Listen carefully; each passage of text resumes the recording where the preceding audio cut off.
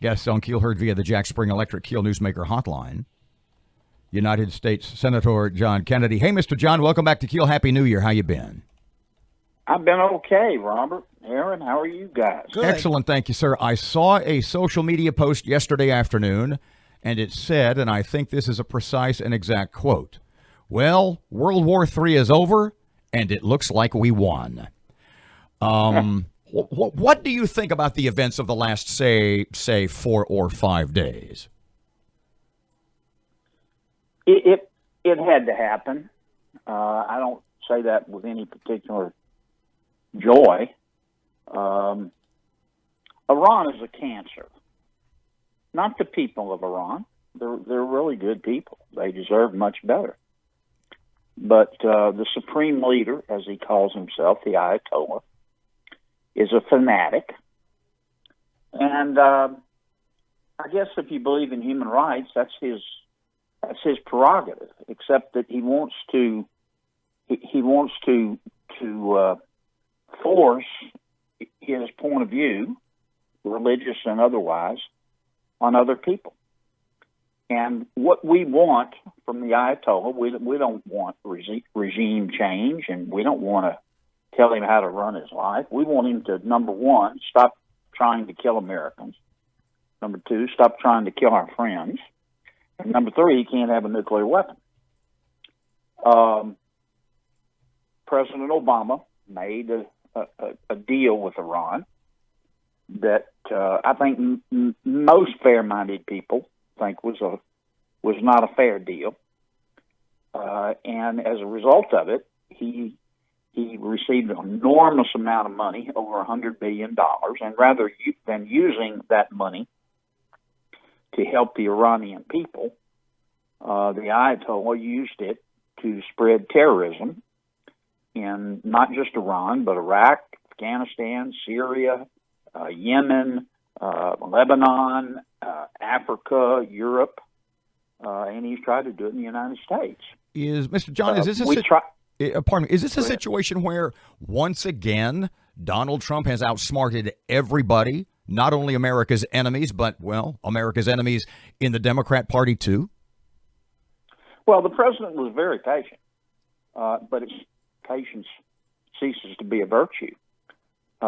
Many, not all, but many of my Democratic friends say that the answer is appeasement. Well, we tried appeasement. The Ayatollah attacked American troops in Iraq 12 times with missiles. There was American blood spilled. He attacked the Saudi oil fields. He shot down our drones. He seized oil tankers. And he tried to overrun our embassy. And finally, the president just said, look, appeasement's not going to work. This guy understands one thing. Weakness invites the wolves. And he killed Soleimani. Soleimani was the lowest form of pawn life. He was a butcher. I know this is unchristian, but the world is better off without him. May God have mercy on his soul. And the Iranians were not expecting it. They said, oh, whoa, wait a minute. Now all of a sudden the United States of America is serious. They did attack one more time, but for reasons I can't really go into, we were briefed by the CIA and the Secretary of State and Department of Defense yesterday afternoon. I think it was a face-saving measure. And the president has now said, look, you're on notice. If you spill one drop of American blood, you will be met with great vengeance and furious anger. And he knows that the United States of America means it. Speaking of that briefing, can't tolerate this. Senator Kennedy, speaking of that briefing, your Republican colleagues, Mike Lee, Rand Paul, very critical of the briefing. One saying it was the worst briefing I've had on a military issue during his 9 years in the Senate. Rand Paul says the briefing was an insult to the Constitution. Did you feel a little concerned about the briefing and its vagueness or lack of detail? No, it was one of the best briefings I've ever attended. So what are these two senators talking about? Are they wrong? Well, look, I have a lot of respect for Mike and Rand, but their worldview is different from mine.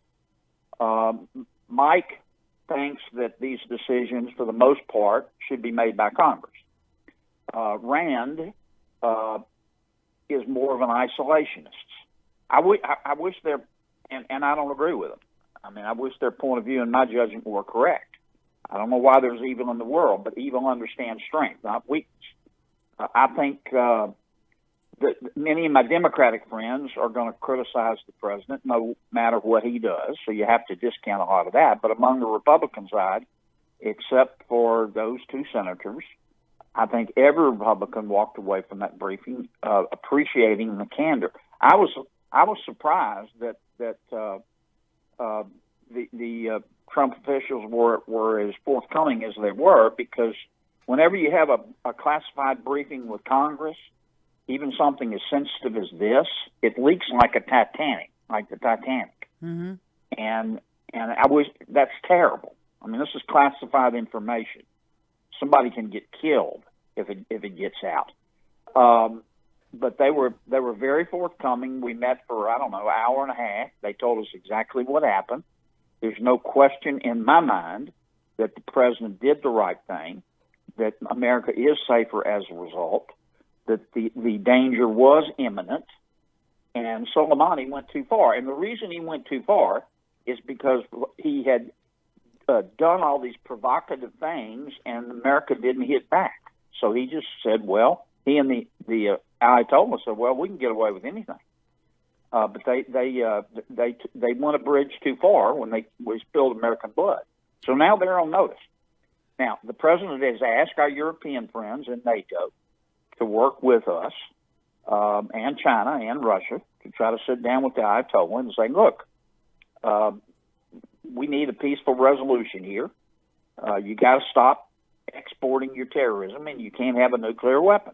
If you'll agree to that, we'll remove the sanctions. The American sanctions are choking them in Iran. Their economy shrunk by 10% last year. It's probably going to shrink by 20% this year.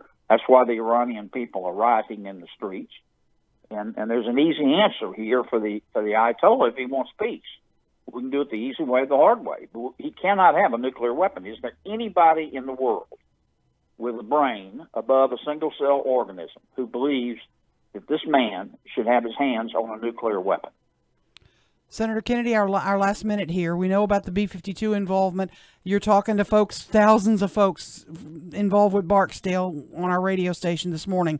How concerned should they be about these escalated tensions? Well, this is serious, but we're safer today than we were 2 weeks ago, because now the Ayatollah has been put on notice that we're serious. As I had said the other day, we're serious as 4 heart attacks and a stroke. And Soleimani is no longer with us. Good riddance. And there's more where that came from if the Ayatollah wants to do it the hard way.